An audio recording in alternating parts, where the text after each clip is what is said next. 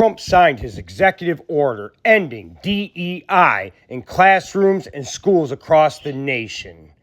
Watch this video and learn all about the portal that you can use to report your child's school's nefarious flouting of the law. They've done to this country is just absolutely terrible, but we'll end the left's campaign of racial discrimination and restore equality to our land and all over our land.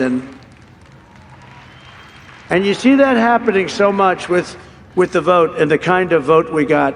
Nobody ever expected anything like that. And I'll end all of the Marxist diversity, equity, and inclusion policies across the entire federal government immediately. And at the same time, we will ban these unlawful policies from we're going to ban them from the private sector as well. In America, we believe in the merit system, and now because of the major decision handed down recently by the Supreme Court, our country has again gone back to the merit system. That's what made our country great. And I want to just thank the Supreme Court because that took a great deal of courage for them to do that. And some people were surprised by it, but that's what made us great. Promises made, promises kept. Department and Moms for Liberty are launching an anti-DEI website to report race or sex-based discrimination in public K-12 schools. It follows Trump's executive order to cut federal funding for schools that continue DEI practices. National correspondent Janae Bowens has a closer look at this program. You can now go to enddei.ed.gov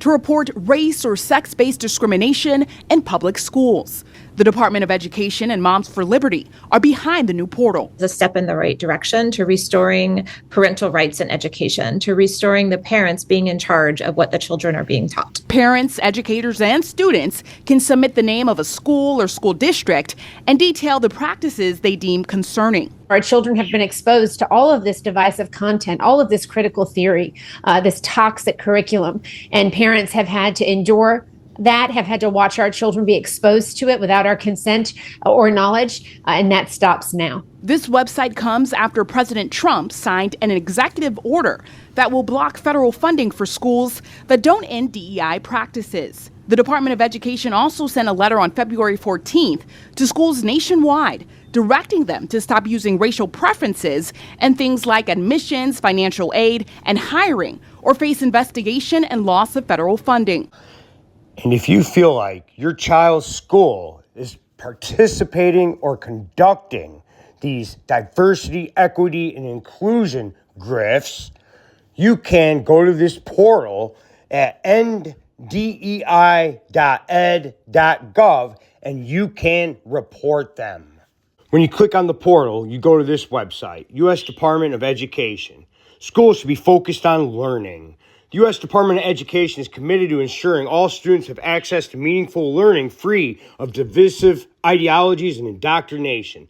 This submission form is an outlet for students, parents, teachers, and the broader community to report illegal, discriminatory practices at institutions of learning. The Department of Education will utilize community submissions to identify potential areas for investigation. Put in your email, put in your school or school district, school or school district zip code. Then you describe in as much detail as possible the discriminatory practice taking place.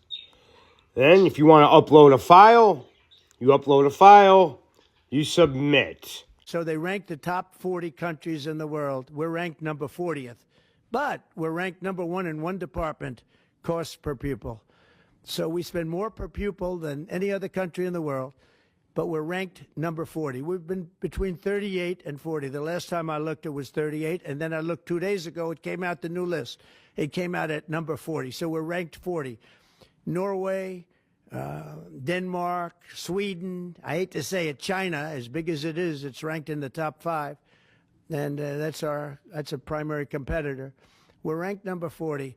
So if we're ranked number 40, that means something's really wrong, right? And I say send it back to Iowa, to Idaho, to Colorado. Send it back to places that, and there are a lot of Indiana. You have a great new governor. You have A great senator that Jim Banks just got elected. You got great people. I'll tell you what, Indiana's going to be fantastic. We probably have 35, maybe 37 states that will do as well as Denmark, Norway, Finland, Sweden,